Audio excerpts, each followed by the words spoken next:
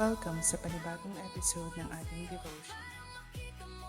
Kung pakiramdam mo ay may mga bahagi ng buhay mo na nasira, nadungisan, o parang hindi na maibabalik, ang mensahe ng Leviticus 14 ay paalala na ang Diyos ay hindi lang Diyos ng paglilinis, siya rin ang Diyos ng pagpapanumbalik.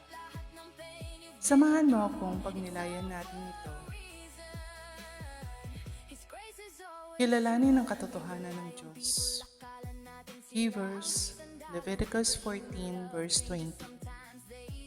Sa ganitong paraan ay gagawa ng pagtubos ang pari para sa kanya at siya'y magiging malinis. Sa Leviticus 14 makikita natin ang proseso ng paglilinis ng isang taong gumaling na mula sa ketong. Hindi lang siya gumaling physically, ibinabalik din siya sa kanyang pamilya, komunidad, at sa pagsamba sa Diyos. Pinapakita nito na ang layunin ng Diyos ay hindi lang alisin ang karumihan, kundi ibalik ang relasyon at buhay ng tao. Ganito rin ang ginawa ni Jesus sa atin. Hindi lang niya tayo pinatawad sa kasalanan, binigyan niya tayo ng bagong pagkatao at bagong simula. Tanggapin ang katotohanan sa puso.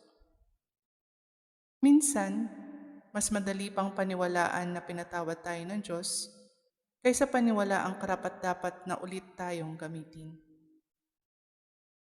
Kapag nagkamali tayo, dala-dala pa rin natin ang guilt at shame.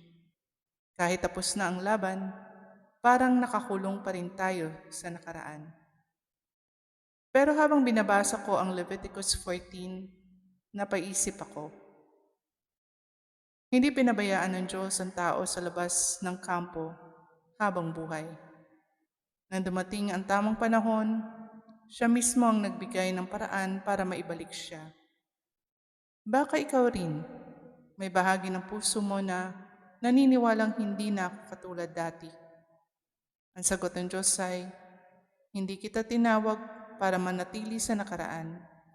Tinatawag kitang bumalik sa akin. Hindi hadlang ang nakaraan kapag ang biyaya ng Diyos ang kumikilos. Magtiwala sa proseso ng Diyos. Ang restoration ay kadalasang proseso, hindi instant. May mga sugat na unti-unting naghihilom, may mga pangarap na dahan-dahang ibinabangon, may mga puso na araw-araw na binabago. At okay lang yon. Kung nagsisimula ka pa lang ulit lumapit sa Diyos, huwag mong ikumpara ang sarili mo sa iba.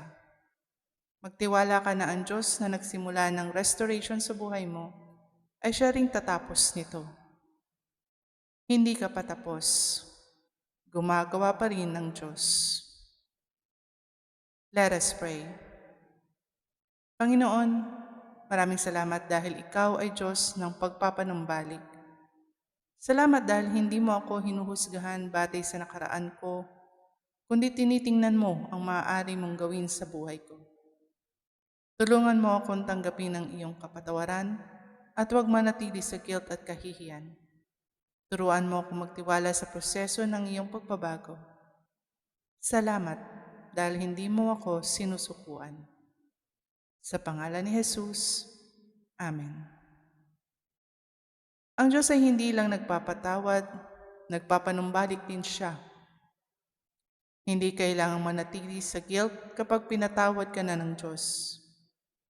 Kahit mabagal ang restoration, tapat ang Diyos sa pagtatapos ng kanyang ginagawa sa buhay mo. Maraming salamat sa pagsama sa devotion. Kung may mga bahagi ng buhay mo na akala mong hindi na maibabalik, alalahanin mo ito. Ang biyaya ng Diyos ay mas malaki kaysa nakaraan mo. Hanggang sa susunod nating devotion, patuloy nating know ang katotohanan ng Diyos, accept ang kanyang biyaya, at trust ang kanyang plano sa ating buhay. God bless you, at lagi mong tandaan, ang Diyos ay hindi patapos sa kwento mo. What are your thoughts? Write in the comments, and let's talk about it.